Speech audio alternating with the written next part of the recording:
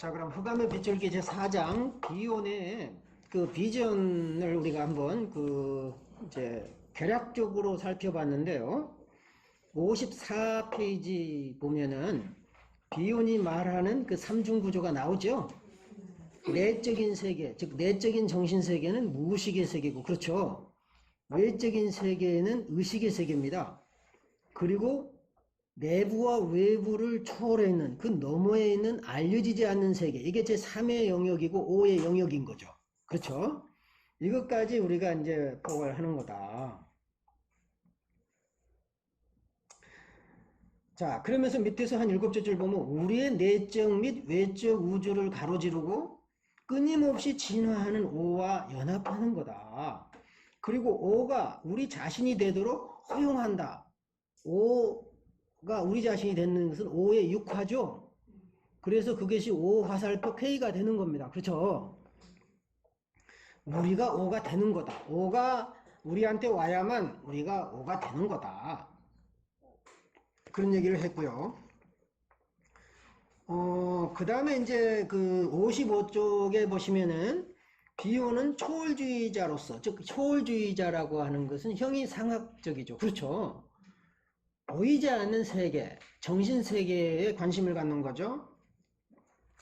그러면서 이제 56쪽을 보시면은 그 초월주의자로서의 비혼을 설명하고 있는데요. 7째 줄 보시면 자아가 스스로 고통을 겪는 것을 통해서 이데아의 형태들, 여기서는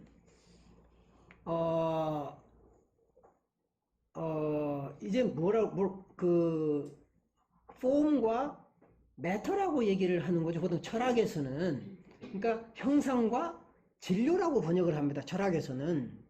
근데 여기서는 형태들로 번역을 했잖아요. 그러니까 이건 번역은 잘못된 겁니다. 어찌 보면은 어떤 이데아의 세계에 있는 어떤 형상들, 이렇게 번역을 해야 돼요. 이데아의 형상들. 즉, 물 자체에 의해 젖어드는 거다. infusion. 거기에 젖어드는 거죠. 그 젖어드는 것을 촉진하는 것임을 확신할 수 있게 해준다. 그래서 이 이데아의 세계, 이제 형상과 물질의 세계로 구별하는 것이 플라톤의 이데아론이죠. 그래서 플라톤의 이데아 형상들 또는 칸트의 물 자체 또는 오는 불가피하게 발생하며 우리를 파도처럼 침범하고 직면함으로써 우리의 존재 안에 자국을 남긴다. 그래서 우리가 경험하기 싫어도 오가 찾아와요. 그러니까 차라리 오에 대해서 문을 열고 있는 게 편하죠. 어떤 의미에서 보면 오를 자꾸 진실을 회피하면 회피할수록 힘들어지는 거예요. 그래서 결코 오는 양보하지 않습니다. 그것은 이제 융의 개념으로 말하면 전체 정신세계인 셀프는 전체의 균형과 조화를 이루기 위해서 개입을 한다는 거죠.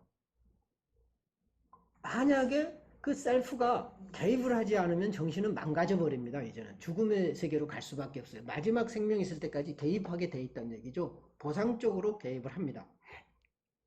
그래서 57쪽에 한 10째 줄 보시면은 비유는 방금 말한 것들을 포함해서 분석가가 신앙과 소극적 능력에 대한 훈련을 통해서, 이 신앙은 act of faith, 신앙 행위인데 이것은 겉으로 볼 때는 합리적이지 않지만은 거기에 대한 확신이 있는 거예요. 그러니까 어떤 오에 대한, 오를 설명할 수는 없어요. 이해할 수도 없고, 그렇지만은 거기에 대한 확신이 있는 거죠. 그걸 믿는 거죠.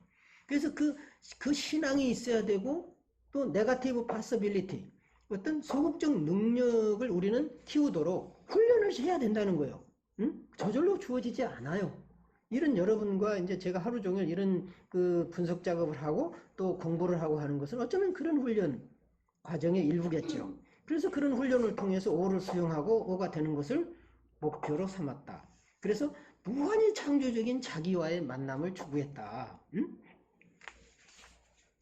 오케이. 58쪽에 보시면은 비온이 어떤 분석의 초점을 프로이트의 역동이론에서 정서이론으로 바꿔놨죠. 그리고 대상관계는 역동이론에서 관계이론으로 바꿨죠. 대상관계는요, 그 관계이론으로 바꿔졌지만 여전히 역동 차원에 머물러요. 물론 저 역동 차원에서 머무는 것은 멜라니 클라인이고 페어베어는 역동보다 관계가 우선이라고 얘기는 했지만 여전히 이제 라인에 있는 건데, 어찌 보면은 이제 비오는 역동에서 정서적 관계로 완전히 바뀌어졌다는 거죠. 그래서 이제 비오니 프로이트하고 다른 점이 뭐냐? 꿈에 대한 의견도 다르죠. 그래서 어떤 이제 꿈에 대한 의견이 융도 프로이트의 그 꿈 해석을 보고 많은 감명을 받았으면서도 다른 의견을 제시했거든요. 그래서 이제 비온의 그 꿈에 대한 얘기는 뭐죠? 비온은 프로이트를 아주 자세하게 읽었고 특히 꿈의 해석과 정신기능의 두 원리를 깊이 읽었습니다. 그는 우리가 낮에도 밤처럼 꿈을 꾸며 우리가 의식적으로 지각하는 모든 것은 꿈꾸기를 통해서 무의식 안으로 들어와야 한다. 자, 이 개념이 놀랍습니다, 여러분. 자, 우리는 프로이트는 억압의 요소, 불편한 요소가 소화시키지 못한, 소화되지 않는 요소가 무의식으로 들어온다고 그랬잖아요. 그리고 그 무의식을 그런 어떤 억압을 해소해야만 치료가 된다고 봤잖아요. 근데 비유는 그렇지 않잖아요. 낮이나 밤이나 꿈을 꿔서 그 의식의 내용을 무의식으로 들여와야 된다는 거 얘기합니다. 오히려. 이것은 융의 견해하고도 약간 좀 달라요. 그렇죠. 다시 말하면 의식의 세계에 지각되는 모든 것을 꿈꾸기를 통해서 그것은 어찌 말하면은 그 락강의 이론하고 굉장히 이것은 유사한 개념입니다. 락강의 이론은 무의식의 내용이 의식의 언어로 표출되잖아요. 그럼 무의식을 하려면 의식을 다시 무의식의 세계로 끌고 와야 된다는 얘기가 되거든요. 그러면 의식의 내용을 무의식으로 데려오려면은 의식 속에서 꿈꾸기를 통해서 무의식 상태로 들어가야 된다는 거죠. 이제 이것하고 융이 가장 가까운 개념은 융의 적극적 상상입니다. 의식의 상태에서 어떻게 무의식의 세계를 이해할 건가? 굉장히 어찌 보면은 융의 적극적 상상은 의식 상태에서 무의식을 이해하는 방법을 얘기했고, 그것과 이제 비유는 상당히 유사하죠. 어찌 보면은 의식의 것을 무의식의 세계로 가져와라. 왜 가져오느냐? 정신의 세계를 이해하기 위해서. 그리고 그것을 의미를 파악하기 위해서. 그리고 치료의 실마리를 찾아내기 위해서. 그래서 어떤 치료의 어떤 그 자원을 확보하기 위해서 그렇게 하는 겁니다. 그러니까 어떤 이제 이전의 개념하고는 상당히 다른 거죠. 그래서 꿈꾸기가 낮 동안의 경험을 향해 있을 뿐만이 아니라 내면 세계의 산물을 향해 있으면서 분석가는 마치 엄마가 유아의 경험을 꿈꾸는 것과 마찬가지로 분석회기 동안의 환자의 경험에 대해서 꿈을 꿔야 한다. 그 꿈꾼다는 게 환자가 말하는 것을 현상적으로 글자 그대로 받아들이는 것이 아니라 그 이면에 보이지 않는 그 무의식의 세계는 꿈을 꿔야만 되는 거예요. 내가 의식으로 아무리 해석하려고 그래도 어려워요. 물론 이론적으로는 갖다 댈 수 있죠. 아, 이것은 멜라니 클라인의 뭐 투사적 동일시고, 아, 이거는 뭐고 그림자고. 안 된 거예요. 그런다고 해서 설명되는 게 아니에요. 그 환자가 얘기하는 것을 꿈꾸듯이 내가 그 무의식 세계로 들어가야만 그것을 이해할 수 있고 같이 이제 통화할 수 있는 자료를 얻을 수 있다는 거죠.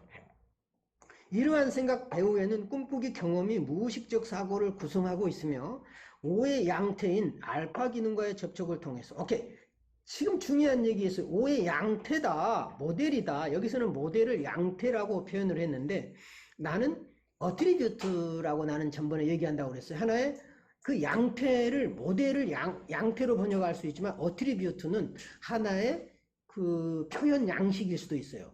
오의 표현 양식은 또 오의 일부, 오의 기능의 일부, 오의 속성, 어트리뷰트는 속성이라는 뜻이 또 있습니다. 속성. 그러면은 이 알파 기능도 뭐예요? 베타 요소 안에 있잖아요. 그쵸? 재미난 얘기입니다. 알파 기능도 알파 요소에 있는 게 아니라 베타 요소에 있거든요.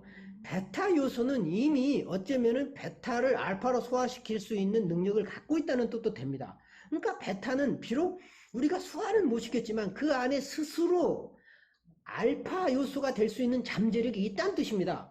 그러면은 정신증 환자가 보내는 베타 요소, 정신증 환자가 보내는 망상들, 이것은 베타 요소잖아요. 그러면 그 스스로 알파 요소로 될 수 있는 기능을 갖추고 있다는 거예요. 비록 활발하진 않지만. 그런데 그 알파 기능이 없거나 약화된 상태예요. 잠재력은 있지만. 그래서 남의 알파 기능을 빌려서 그 알파 요소로 바꾸기를 희망하는데 상담자 마저 그 정신증 환자가 보낸 베타 요소를 소화할 능력이 없는 거예요. 대부분의 상담자는. 왜? 이해가 안 가니까. 쳐내는 거예요. 그 이해는 과거에 자기의 경험에 비추어서 이해하려니까 안 되는 거예요. 그 경험을 내려놓고 정신병 환자가 돼야 되는 거예요. 자기도. 정신증 환자가 돼야 되는 거야. 그래야 이해가 돼. 근데 나는 아무리 되려고 해도 안 되더라고, 나도. 왜? 내 세계에 갇혀 있죠. 무의식적으로도 갇혀 있어요. 59페이지 보면은 프로이트는 꿈꾸기가 쾌락 원리에 봉사한다. 소망 충족이라고 그랬잖아요. 그러니까 소망을 충족하기 위해서 꿈을 꾼다. 바라는 것을 이루게 하려는 그런 소망 때문에 꿈을 꾼다. 이렇게 얘기를 했지만은 페로는 비혼에 대한 그의 논의에서 알파 기능이 베타 요소를 알파 요소로 변형시켜 감각적인 꿈 이미지들과 꿈깨기를 만들어내는 역할과 이 꿈 이미지들을 끌어모아 이야기로 만드는 역할을 한다. 재미난 얘기를 했어요. 꿈이라고 하는 것은 뭐냐? 베타 요소가 알파 요소로 되는 과정에서 파생된 일종의 꿈꾸기 작업이고 사고하기 과정에서 나타난다는 거죠. 꿈꾸기가. 상당히 다른 의미로 설명을 했습니다. 알파 요소가 베타 요소가 알파 요소로 가는 그런 과정 속에서 이제 꿈을 꾸게 되는 이제 그런 게 되는 거죠. 사고로 세계로 들어가는 과정이죠. 자, 그 다음에 60쪽에 보시면은 비교는 밑에서 6째 줄 보시면은 클라인 학파, 멜라니 클라인 그리고 프로이트 학파의 사고에 무한의 차원을 부과했습니다. 즉 무의식의 세계를 무한대로 확장시켜 버렸어요. 그래서 무의식이라는 용어를 가능한 한 안 쓰고 이제 오의 세계라는 표현으로 바꿔버렸지 않습니까? 이것은 어쩌면 융의 집단 무의식 개념과 상당히 유사합니다. 이제 어떤 굉장히 초월적이죠. 그리고 우주적이고 그는 투사적 동일시를 전적으로 무의식적인 심리 내적 환상에서 정상적이고 현실적인 의사소통의 상호주관적인 형태를 확장시켰습니다. 멜라니 클라인에게는 투사적 동일시가 굉장히 병리적으로 일어난다고 그랬죠. 그렇지 않습니까? 환자가 자기가 이룰 수 없는 거를 상담자한테 전가시켜서 자기의 꿈을 이루려고 하는 일종의 매직, 어떤 주술적인 어떤 전이 상태라고 얘기를 했는데 비호는 의사 전달을 위해서 일어나는 필연적인 거고 정상적인 과정이 투사적 동일시다. 병리적으로 보지 않았다는 거죠. 응? 건강한 어찌 보면은 정상적인 그런 과정 속에서 일어나는 거다. 사후적인 형태에서 그는 클라인의 편집 분열적 자리와 우울적 자리 이론을 연속 이론, 편집 분열에서 우울로 가는 것이 아니라 두 자리가 동시에 일어나고 또 오와의 삼각관계 안에서 서로를 중재하는, 오로 인해서 서로 중재받고 중재하는 더 높은 수준의 소위 변증법적 이론으로 제 개념에 딱 해겔의 변증론적이에요. 정반합. 그죠? 그런 것들이 이제 여기에 이제 적용이 되는 겁니다. 그래서 이제 61쪽 그 밑에서 넷째 줄 보시면 그는 투사적 동일시를 의사소통에 사용되는 정상적인 기제로 만들었을 뿐만이 아니라 편집 분열적인 자리를 인내심의 자리로 그리고 우울적 자리를 안전감의 자리로 편집되고 분열된 자리에서 우리는 견디어내야만 우울적 자리로 갈 수 있잖아요. 그걸 못 견디면 우울적 자리로 못 가. 그래서 우울적 자리에서 불안하고 우울함에도 불구하고 거기서 안정감을 느끼는 이제 이런 상태로 간다는 거죠. 그래서 이제 63쪽에 보면은 이제 밑에서 한 10줄 보면은 비혼의 환자는 자신의 무한한 자기, 이게 이제 융이 말하는 우주적 자기이지 않겠습니까? 보편적 자기, 그리고 자신의 신성, Godhood, 일종의 신성을 유산으로 받게 된다. 그러니까 어떤 그 오의 육화죠. 그렇죠. 오가 인간 세계로 들어와서 자기를 드러내는 이제 이런 것입니다. 진실이. 그래서 그러기 위해 환자는 분석적으로 그 오에 담겨져야 되는 거죠. 진실에 담겨져야 되는 겁니다. 그래서 그 담겨지는 경험을 가져야만 하며 그럼으로써 정서적 경험의 아픔을 맹목적으로 견디는 것이 아니라 고통을 경험해낼 수 있어야 합니다. 즉 오를 오에 대해서 마음을 열고 있을 때 그 고통을 견뎌낼 수 있어요. 이제 우리가 어찌 보면은 진실을 경험할 수 있다라고 하는 희망이 있을 때 그 고통을 견뎌낸다는 거죠. 그래서 그 고통을 환자는 혼자 견딜 힘이 없어요. 함께 견디는 거다. 그래서 이제 그 암만 교수는 그 모래놀이 치료에서 보면은 그 이제 모래놀이 환자의 그림을 분석하면서 그 환자들은 우울하고 침침하고 비가 새는 그 정말 그 집에서 혼자 비가 새는 곳에서 혼자 머물고 있는 상태다. 그렇잖아요. 비가 철철 새고 막 집이 무너질 것 같은 그런 집에서 혼자 있겠습니까? 환자가? 거기서 고통스럽지만 상담자가 그 집이 나쁘니까 꺼내가지고 상담자 집으로 데려가는 것이 아니라 그 비를 함께 맞으면서 그 우울하고 침침한 집에서 함께 머물러 주는 것이 상담자의 역할이다. 이런 얘기를 합니다. 그것이 바로 이제 그 인내심으로 그 좌절 속에서 견디어내고 기다리는 것을 오에 대한 대망을 가지고 기다리는 것이 곧 치료 과정이다. 이렇게 얘기를 합니다. 지금 이제 그 흑암의 빗줄기 이거를 5장의 비혼의 유산을 보는데 우리 나눠줬던 그 요양분을 우선 봐볼까요? 비혼의 그 유산, 비혼이 남긴 거죠. 그래서 비혼이 남긴 언어 중에서 성취 언어라는 게 있어요. 성취 언어. Language of Achievement라고 그러죠. 성취 언어. 참 재밌어요. 언어가 언어답고, 언어가 힘이 있고, 언어가 치유적인 언어가 성취 언어인 거죠. 어찌 보면. 그럼 그 성취 언어라고 하는 것은 사실은 정서가 담긴 정서적 언어인 거예요. 정서 중에서도 신체 정서로 이루어진 전하부 언어를 말한다.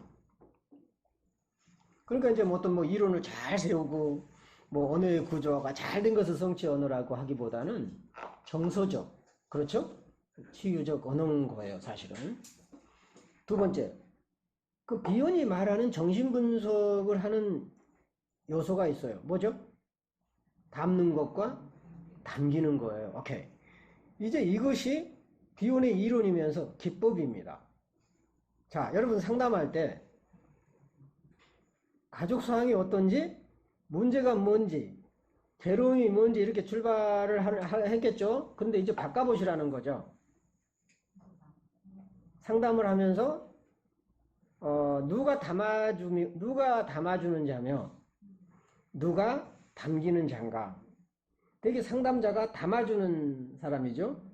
그러면 상담자는 내담자에 무엇을 담아내는가. 그렇게 생각을 해보고 실험해 보라는 거죠. 한번 하실 수 있죠.